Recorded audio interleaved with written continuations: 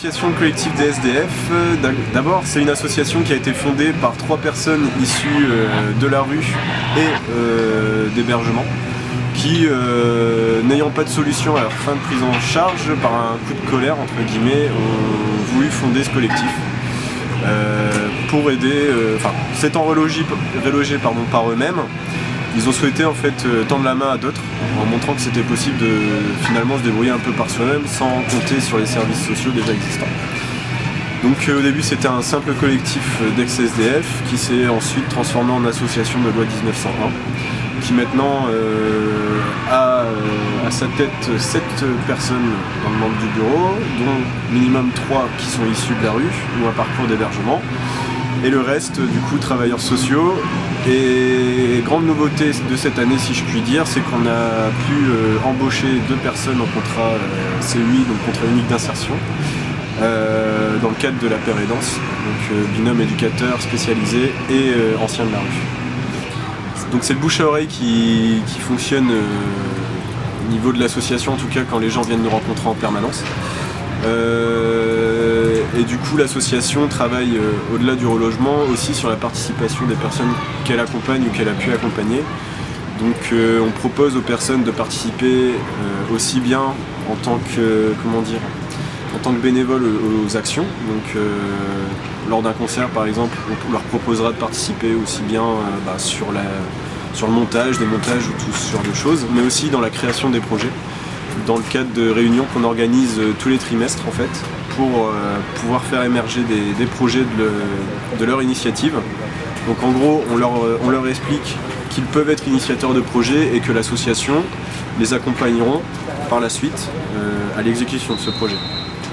Donc là par exemple, on a pu faire une réunion il y a de ça quelques jours, qui s'appelle du coup le GEPA, c'est un groupe d'expression des personnes accueillies.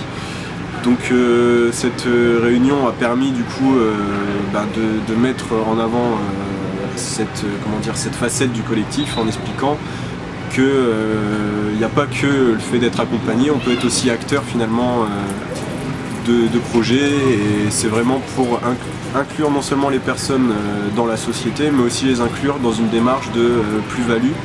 Si je peux me faire comprendre comme ça en disant je suis capable de mettre à bien des projets mais en plus de les réaliser, de les mener jusqu'à leur fin. Bien sûr pas tout seul, ils seront toujours accompagnés par l'association. Que ce soit des éducateurs ou des personnes qui ont été accompagnées par l'association, on se propose du coup de monter le projet avec ces gens et de faire le pari qu'ils sont capables finalement par eux-mêmes d'être initiateurs, créateurs et acteurs de projets culturels. Parlant de projets culturels, je vais rebondir aussi sur les projets sportifs que l'association peut mener, comme ici aujourd'hui dans le cadre de la Coupe du Monde de football des sans-abri. Donc ici on est à l'étape régionale Nord-Pas-de-Calais du coup. Il y a plus de 12 équipes qui ont réussi à être constituées.